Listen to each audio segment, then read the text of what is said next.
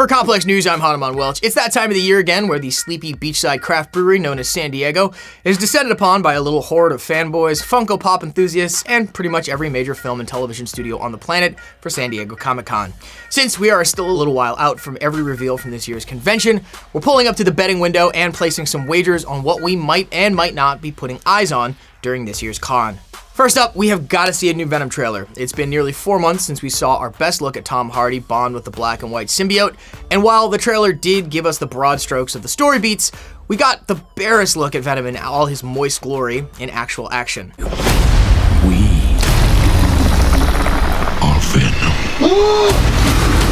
New Venom trailer, give it to us. Up next, Aquaman. This is less of a bet and more of a certainty. Jason Momoa's Aquaman will 100% show up this year with its first proper trailer. Entertainment Weekly has been very generous with the behind-the-scenes looks at DC's next entry into an expanded universe, and now we just need to wait for the goods. Keeping it DC, Wonder Woman 1984 should be delivering some teases during this year's SDCC. Now, we've been getting looks at the cast 70 some odd years into the future for the sequel, including Chris Pine in a fanny pack, and Kristen Wiig getting into character to play Wonder Woman's heavy, Cheetah.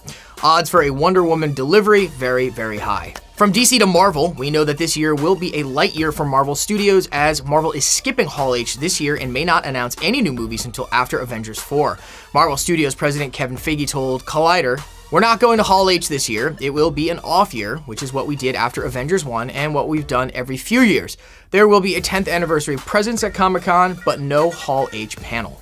Marvel has traditionally booked a Hall H slot on Saturday night of Comic-Con to make major announcements and tease upcoming movies, but this is the first time Marvel will sit out Hall H entirely since 2015. Marvel Studios might be sitting out this year's convention, but Marvel Television will be coming through, possibly with a Daredevil Season 3 panel, and definitely with some reveals for Cloak and Dagger and Iron Fist Season 2. Don't think that Comic-Con is reserved just for superhero comic news. There's a ton going down for the horror fans as well. On Wednesday night before Comic-Con officially kicks off, New Line Cinema will launch what they're calling Scare Diego.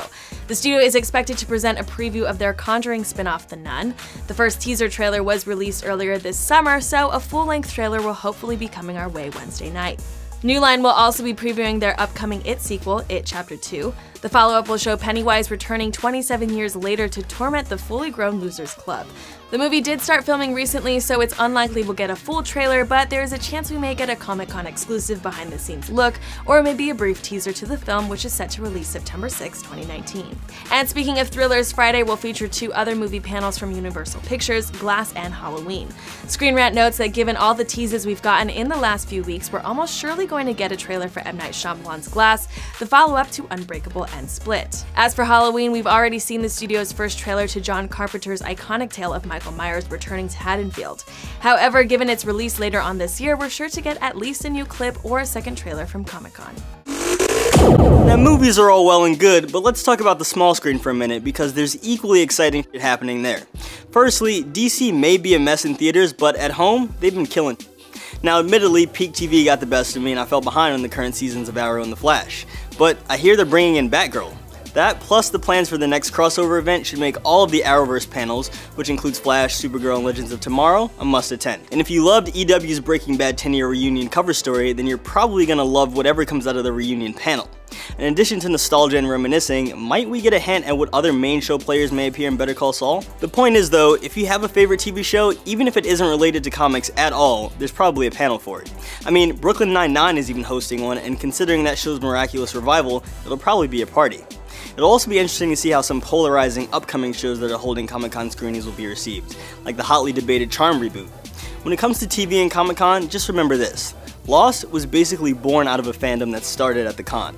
Screenings there can definitely make or break a series. But if I was in San Diego, I'd be pulling up to the Good Place panel before anything else, no doubt. Hardest sitcom out. If you're not privy, please make yourself familiar. Those are just some of our predictions for this year's convention. Let us know what you're looking forward to seeing, and for everything else, subscribe to Complex on YouTube. For Complex News, I'm Hanuman Welch.